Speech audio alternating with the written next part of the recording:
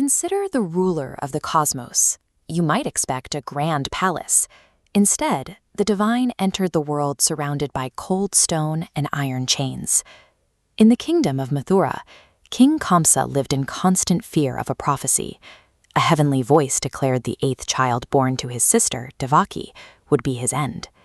Paranoid and desperate, Kamsa imprisoned his sister and her husband. As Devaki gave birth, the king murdered her infants, hoping to kill destiny itself.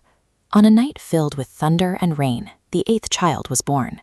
For a brief moment, the infant Krishna revealed a radiant form to his parents, bearing the ancient symbols of the eternal, before assuming the fragile shape of a human baby. By submitting to the physical limits of a human birth and the vulnerability of a prison, the infinite stepped into the constraints of the human story. As the guards fell into an unnatural sleep and the prison doors opened, Krishna's father smuggled the newborn across the parting Yamuna River. He exchanged the infant with a newborn in Gokula, far from the king's reach. In the countryside, Krishna grew up hidden in plain sight. Kamsa sent a series of assassins, like deadly demonesses, fierce whirlwind monsters, and massive serpents. But every attempt to eliminate the child failed. The villagers watched their beloved child steal butter and play pranks, yet they began to realize his carefree nature was a mask for a power that couldn't be stopped by any earthly or supernatural force. While his power was undeniable, the narrative focuses on a more specific question. Why would an infinite being choose to navigate the mundane world of ordinary people? The text suggests that Krishna assumed this human form not only to defeat monsters, but to forge distinct, deeply personal connections with the human soul. In the forests of Vrindavan, the sound of Krishna's flute became a call that the local cowherd women, the Gopis, could not ignore. Their love for him was defined by a constant, intense longing. During the legendary moonlit dance known as the Rasa Leela, Krishna expanded his presence to dance with every gopi at once. Because of his divine nature, each woman experienced the dance as if he were focused entirely on her, dancing only with her. The dance illustrates a profound philosophical point.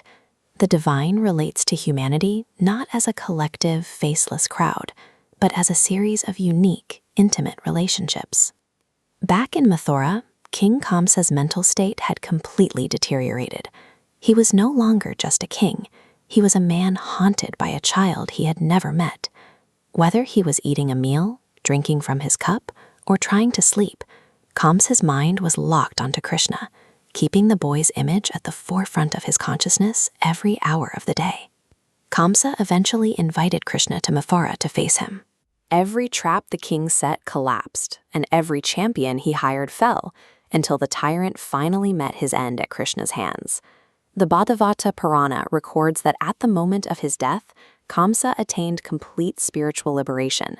The text suggests that the divine is so absolute that even a mind fixed on it through terrified hatred is transformed. Because Kamsa was perfectly focused on Krishna, he found redemption in his final encounter.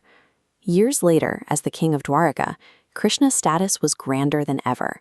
Yet his childhood friend Sudama lived in extreme poverty, wearing rags and struggling to feed his family. When Sudama arrived at the palace, he was almost invisible to the royal guards.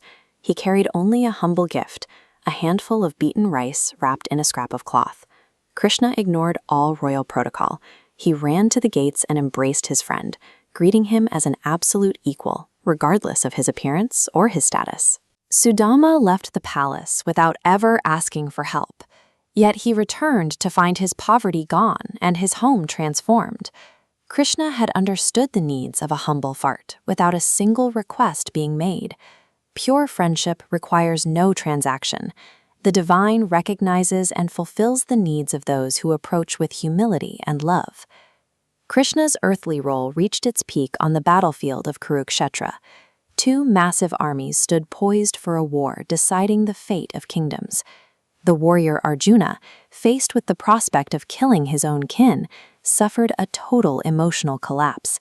He stood paralyzed between his duty and his grief. Krishna intervened as a teacher, speaking the words that became the Bhagavad Gita. He explained that while bodies are temporary, the soul is eternal, and that right action must be performed with attachment to the results. This teaching requires looking past personal pride and social division. It asks the student to recognize the same divine presence residing in every living being, even those on the opposite side of the line. Following the Great War, Krishna departed the earthly realm.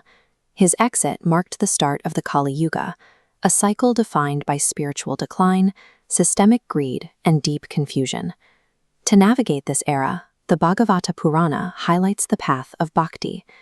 The specific emotional route is less important than the destination. Whether approaching as an enemy, lover, friend, or student, the outcome is the same as long as the focus is unwavering. If Krishna is more than a historical figure, where is that presence found today? It appears wherever compassion wins over cruelty, and wherever true wisdom cuts through the noise of modern life. As long as people continue to search for truth and meaning, the invitation for a personal connection with the divine remains open. For those who listen, the sound of the flute still echoes.